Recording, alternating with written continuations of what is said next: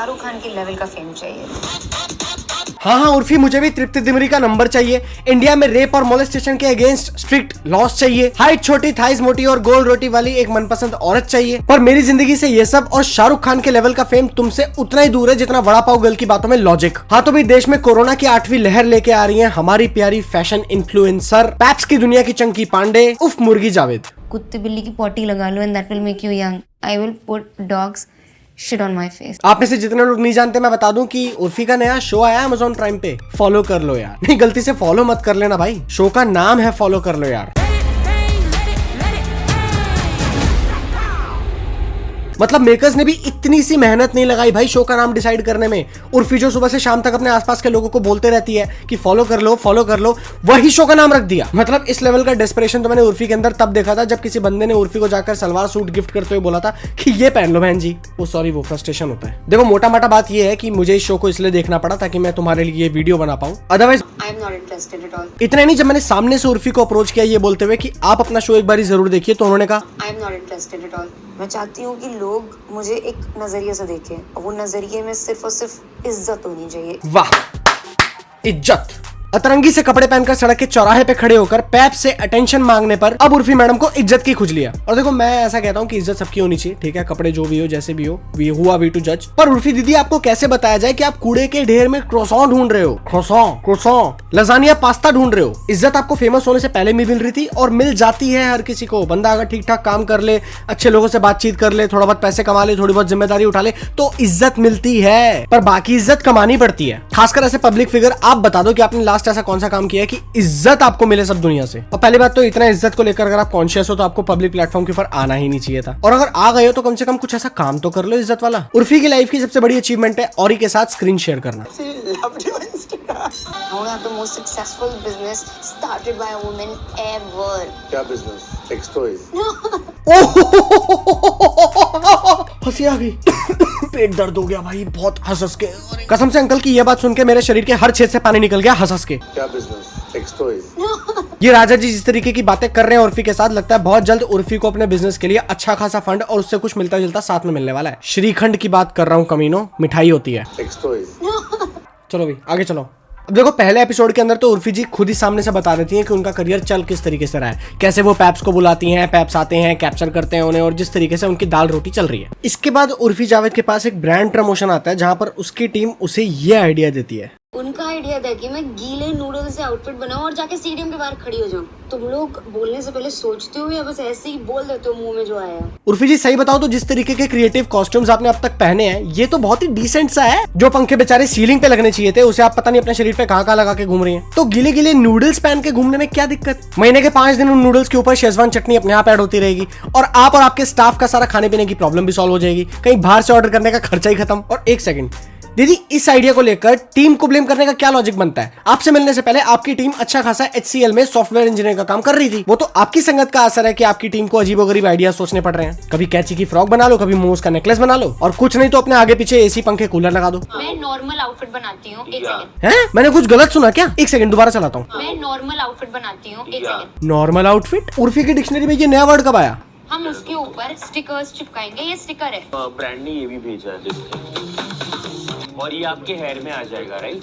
ओह, तो ये है उर्फी जी का नॉर्मल। देखो सच पूछो तो उर्फी जी इसी तरीके से एनवायरनमेंट को प्रोटेक्ट करने का काम करती है। उनका कहना ये है कि चाउमीन खाने के बाद उसके डब्बों को फेंको मत, अपने थोबड़े पे लगा लो ताकि लोगों को उनका थोबड़ा देख के जो दिन खराब जाता है वो ना हो। और वो डब्बा ना फेंकने से प्लास्टिक भी कम वेस्ट होता है। मेरा नाम सहलबीब खान है। मैं उर्फी जावेद को मैनेज कर रहा हूँ, जो कि बड़ा काम है। I am an automotive engineer from one of the most reputed universities in India. एक तो मुझे समझ नहीं आ रहा कि इसकी इतनी क्वालिफिकेशन पे हंसना चाहिए या तरस खाना चाहिए। नहीं मतलब क्या फायदा इस चीज को लेके फ्लॉन्ट करने का कि आप सोने का चम्मच लेके पैदा हुए थे जब जवानी आपकी कीचड़ में लोटने से ही बीत रही है। कुल्ला तो कीचड़ के पानी का करना पड़ रहा है ना। तो बेसिकली इस एपिसोड के अंदर दीदी का कंसर्न ये है कि वो किसी बहुत बड़े स्टार के साथ पिक्चर क्लिक करवाने के लिए लाइन में नहीं लगेंगी। भाई मेरी भी ब्रांड वैल्यू है, मैं क्यों फालतू में किसी और के लिए लाइन में लगूं? मैं तो पू हूँ, लोग मेरे लिए लाइन लगाएंगे। तो मैडम आप पू नहीं, पूरा का पूरा पाद हो। एक तो मुझे ये बात समझ नहीं आई कि किस चीज का इतना ज्यादा घमंड है भाई। आपको समझ क्यों नहीं आता कि आपका इंटरनेट पे सिर्फ तब तक वजूद है जब तक आप पैप्स को एक टाइम का आलू पराठा उसके साथ चाय और अचार और दही दे रहे हो। जिस वक्त पैप्स अपना नाश्ता खुद के पैसों से करना शुरू कर दिए आपका करियर वहीं खत्म। और जो यूनिक कपड़े पहनकर आप खुद को फ्लॉन्ट कर रहे हो और सोच रहे हो कि बहुत अच्छा चल रहा है, it's just a matter of time जब ये भी चीज बहुत जल्दी कॉपी हो जाएगी और लोग करना शुरू कर देंगे। लॉन्ग टर्म के लिए आपको बहुत सारे स्किल्स चाहिए होते हैं। उसके बाद उर्फी जी पहुंची अपने बोटॉक्स, फिलर्स, फेस लिफ्टिंग और पता नहीं क्या क्या चीजें करवाने, क्योंकि मैडम के अकॉर्डिंग एक बंजर इमारत की वैल्यू तभी तक बढ़ती है जब तक उसकी डेंटिंग पेंटिंग साथ के साथ चलते रहे। मुझे एक भी लाइंस नहीं चाहिए, मुझे मेरा फेस सपाट चाहिए and can you lift my eyebrows like as much as you can. अरे कलयुग की फीमेल शकुनी, अपने थोबड़े के साथ मदद सिस्टर करना समझ में आता है, पर सामने वाले को क्यों जबरदस्ती घसीटना है कीचड़ में। बोटॉक्स कहाँ कर सकते हैं इनके, जहाँ इतना फर्क ना पड़े। शट अप, नहीं करना पड़ेगा। हाँ, इनको बस एक फील के लिए कि अरे जिस इंसान को फील दिला रही हैं आप लोग, उससे पूछिए तो फील लेनी है कि नहीं। तुम्हारी सैलरी आधी कट जाएगी, चुपचाप अभी अपना कराओ। माँ कसम, जब मेरा नाई वाला मुझे आके बोलता है ना कि सर जी थोड़े से काले लग रहे हो, डिटैन कर दूं, तो मैं उसको मना कर देता हूँ ये बोल के कि पता नहीं कौन सा केमिकल यूज करेगा और पता नहीं किस तरीके से खराब हो जाएगा तो चेहरे पे पिंपल निकल आएंगे। ये थोबड़े पे इंजेक्शन ऐसे लगवा रही है जैसे पोलियो के इंजेक्शन लगवा रही हो बचपन में। इंजेक्शन है वो, इंजेक्शन। हाँ, डाल दो चेहरे पे। इतने सालों में मुश्किल से लड़के फेस वॉश पे शिफ्ट हुए और ये लड़कियां, उर्फी मैडम इस लेवल का बेंचमार्क सेट करना चाह रही है लड़कियों के लिए। मैडम ने एक के बाद एक 8 से 10 इंजेक्शन अपने थोबड़े पे ऐसे ठूसे हैं जैसे कोई सॉफ्ट टॉय के अंदर रुई ठूसी जा रही हो, और उर्फी जी का कहना है कि इससे वो और ज्यादा सुंदर लगने वाली हैं या लगती हैं। पर तुम्हें इसका लॉन्ग टर्म इम्पैक्ट का अंदाजा है कि कितना भयानक हो सकता है। 13-14 साल की बच्चियां इस शो को जब देखेंगी तो वो इस शो के अंदर होने वाली सारी चीजों को, जो कि लग्जरी है और बहुत ही कम लोग अफोर्ड कर सकते हैं और जिनका करियर फिजिकल अपीयरेंस पे डिपेंड करता है, वो करवा रही हैं। बिना इसके बारे में सोचे घुस जाएंगी लाइन में इस ट्रीटमेंट को करवाने के लिए। ये ट्रीटमेंट लग्जरी से नेसेसिटी कब बन जाएगा किसी को पता ही नहीं चलेगा। सादगी और सिंप्लिसिटी जैसी चीजों को छोड़कर जबरदस्ती अपने पेरेंट्स को भी पुश करेंगी, कन्विंस करेंगी कि हमारा ये ट्रीटमेंट करवा दीजिए, जरूरी है। फाइनेंशियल इंस्टीट्यूट्स इसके लिए इजी EMI पे का ऑप्शन ले आएंगे और लो, कोरिया और भारत में कोई फर्क ही नहीं रह जाएगा। सही में इतना बुरा हाल है आज की डेट में कोरिया में कि जो आपको ये परफेक्ट चेहरे दिख रहे होते हैं ना, हेल्थ की लंका लगी होती है। 17-18 साल की उम्र में ही ऑपरेशंस और ट्रीटमेंट्स होने शुरू हो जाते हैं जहां पर अलग अलग तरीके से चेहरे को किसी तरीके से परफेक्ट बनाया जाता है। देयर इज अ रीजन कि सब लोग एक जैसे लगते हैं। इन आर्टिफिशियल सर्जरीज के जरिए जो खुद को इतना चिकना, सपाट, हैंडसम, ब्यूटीफुल इनटू 100 दिखाने की कोशिश की जा रही होती है ना, उर्फी इस शो के पहले एपिसोड के जरिए यही चीज प्रमोट करने की कोशिश कर रही है इंडिया में कि दिस इज नॉर्मल, सब करवा लो, ऐसी तैसी करवा लो अपने चेहरे की, हमें क्या। अभी तक जो बॉडी पॉजिटिविटी पे ज्ञान पेल रहे थे, परफेक्ट इन एवरी शेप, अब जबरदस्ती हरकतें करनी पड़ रही है। मैंने अब तक फिलर्स और बोटॉक्स पे आई थिंक करोड़ों रुपए खर्चा किए होंगे। Yes, I think so.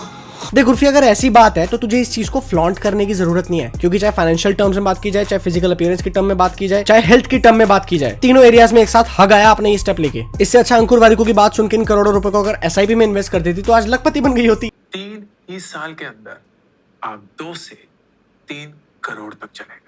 उसके बाद एक एक करके उर्फी के खानदान की एंट्री होती है, एक एक करके उनकी बहनों की एंट्री होती है, जिसे देख के मुझे पूरा अंदाजा हो जाता है कि ये दोबारा से केंडल जेनर परिवार का रिक्रिएशन किया जा रहा है इंडिया में। फिर ये सारी बहनें और मैनेजर मिलकर बातें कर रहे होते हैं कि लाइफ में क्या करना है। तो एक बहन बोलती है कि मुझे खाने का काम करना है, दूसरी बहन बोलती है कि मुझे काम करके उसके बाद खाने जाना है, और पता नहीं कुछ बातें हो रही होती है, बहस हो रही होती है, आपस में लड़ाई शुरू हो जाती है। और तुम क्या करोगे यार, ये सब फालतू की चीजें जान के? तुम इससे बढ़िया कुछ ढंग की चीजें करो, कुछ लाइफ में बढ़िया करो, ये चीजें करने की जरूरत नहीं है। इसके हर एपिसोड में इसलिए मुंह देके बैठा हूं ताकि तुम्हें मुंह देने की जरूरत ना पड़े। तो अर्ज किया है, हरकतें इसकी मुरब्बे वाली, समझे खुद को बर्फी। हरकतें इसकी मुरब्बे वाली, समझे खुद को बर्फी, अपने शो से हर जगह मनहूसियत फैला दे, नाम है इसका उर्फी। इसके सारे कैरेक्टर्स एकदम नल्ले, शो भी एकदम बेकार। इसके सारे कैरेक्टर्स एकदम नल्ले, शो भी बिल्कुल बेकार। आंखें फोड़ने का मन करता है जो देख लूं। फॉलो कर लो यार।